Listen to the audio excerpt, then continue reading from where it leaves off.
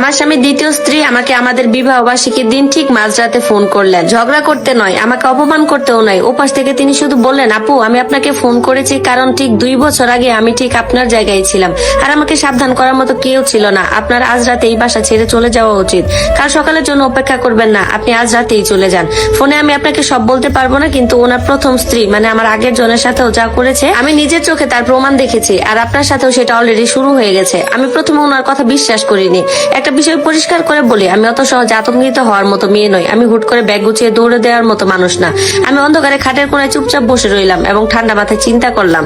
আমার নাম রাইসা, আরিফের সাথে আমার বিয়ে হয়েছে 4 বছর হলো। আমরা ঢাকার ধানমন্ডিতে থাকি। আমি একটা বেসরকারি বিশ্ববিদ্যালয়ের লেকচারার। আমার বয়স 33 বছর। আমি অত্যন্ত সতর্ক এবং যৌক্তিক একজন মানুষ। আমি জিজ্ঞাসা করলাম ফোনে, আপনি কে? ভয়েস এন্ড ভিডিও জান্নাত স্টোরি। ফোনের উপাস থেকে উত্তর এলো, আমার নাম আফরোজা। 2019 সাল থেকে 2022 সাল পর্যন্ত আমি আরিফের স্ত্রী ছিলাম। আপনি এখন যে বাসায় আছেন আমি ওখানেই থাকতাম। আপনি এখন যে সুপার ঘরে বসে আছেন আমিও ঠিক ওখানেই বসতাম। আমি বললাম, আপনি আমার কাছে কি চান তাহলে? তিনি বললেন, আমি চাই আপনি বেঁচে থাকুন। ওপাশে দীর্ঘ নীরবতা। তারপর তিনি আবার বললেন, আরিফের প্রথম স্ত্রীর নাম ছিল নুসরাত। 2018 সালে ওই বাসাতেই ও মারা যায়। অফিসিয়াল রিপোর্টে বলা হয়েছিল ওটা ছিল সাডেন ইলনেস বা হঠাৎ কোনো অসুখ। বিয়ের পর আমিও এই গল্পটাই বিশ্বাস করেছিলাম, কিন্তু তারপর আমার সাথে এমন কিছু ঘটনা ঘটতে শুরু করলো যার কোনো মেডিকেল ব্যাখ্যা ছিল না। খুব দেরি হয়ে যাওয়ার আগে আমি ওখান থেকে পালিয়ে আসি, কিন্তু ততক্ষণে অনেক ক্ষতি হয়ে গেছে আমার। বাসা ছাড়ার পরও 1 বছর ধরে সেই অসুস্থতা আমার পিছু ছাড়েনি। শেষ পর্যন্ত একজন আধ্যাত্মিক সাধকের সাহায্যে আমি ওখান থেকে মুক্তি পাই। আমি তাকে জিজ্ঞাসা করলাম, কেমন জিনিস ঘটতো আপনার সাথে? আফরোজা আপু বলেন, রাইসা, গত 3 মাস ধরে আপনার পেটের বাম পাশে একটা ব্যথা হচ্ছে না, যেটা অ্যাপেন্ডিসাইটের ব্যথা না? আমি কি ভুল বলেছি আপনাকে? ফোনের উপর আমার হাতের মুঠো শক্ত হয়ে গেল, কারণ ঠিক 3 মাস আগে থেকে আমার পেটের বাম পাশে একটা তীব্র ব্যথা শুরু হয়েছে। আমি এই কথা আজ পর্যন্ত কাউকেই বলিনি, আমার মাকে না, বন্ধুদের না, এমনকি ডাক্তারকেও না।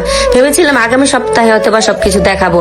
যে মহিলার সাথে আমার জীবনে কোনোদিন দেখাও হয়নি সে আমার এমন একটা ব্যথার কথা জানে যা আমি দুনিয়ার কারো কাছে প্রকাশ করিনি।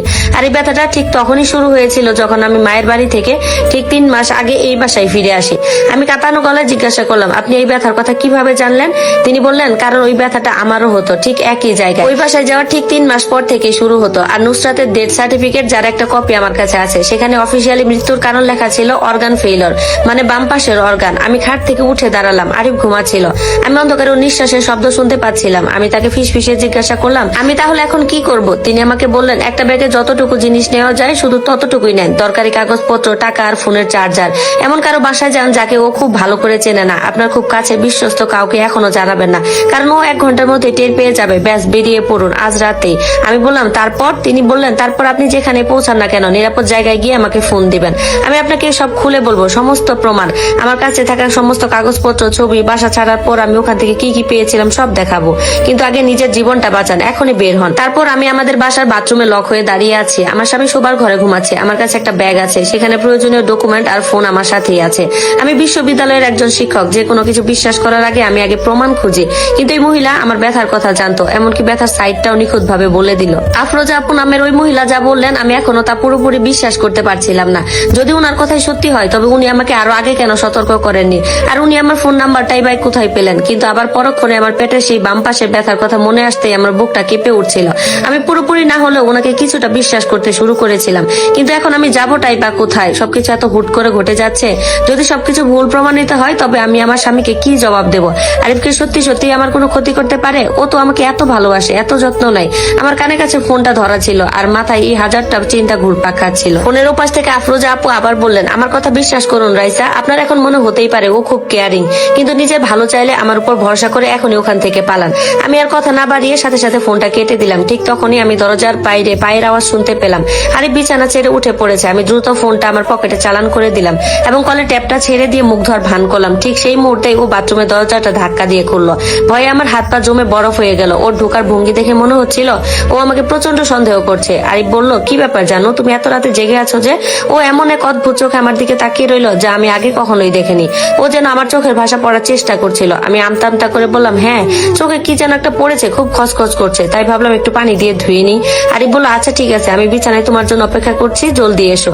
ও বাথরুমের দরজাটা পুরোটা না আটকে সামান্য একটু খোলা রেখে আবার বিছানায় গিয়ে শুয়ে পড়ল। আমার ভেতরে কেমন যেন একটা অদ্ভুত আর অস্বাভাবিক অনুভূতি হতে লাগলো। ওর কথা বলার ধরন, ওর ওই চাহনি, এমনকি বিছানায় ফিরে যাওয়ার সময় ওর হাঁটার ভঙ্গি, সবকিছুতেই যেন এক অদ্ভুত রহস্য। আবার মনে হলো ও নিশ্চয়ই কোনো খারাপ মতলব আছে। ঠিক তখন আমার পকেটে ফোনটা কেঁপে উঠলো। আমি জলদি ফোনটা বের করে দেখলাম সেই অচেনা নাম্বার থেকে একটা মেসেজ এসেছে, আজকে রাতটা যদি তুমি তুমি ওই বাসায় ঘুমিয়ে পার করে দাও, তবে কাল সকালে এই কথাগুলো মনে রাখার জন্য তুমি আর বেঁচে থাকবে না। আমি ভয়ে সুবার ঘরের দিকে তাকালাম।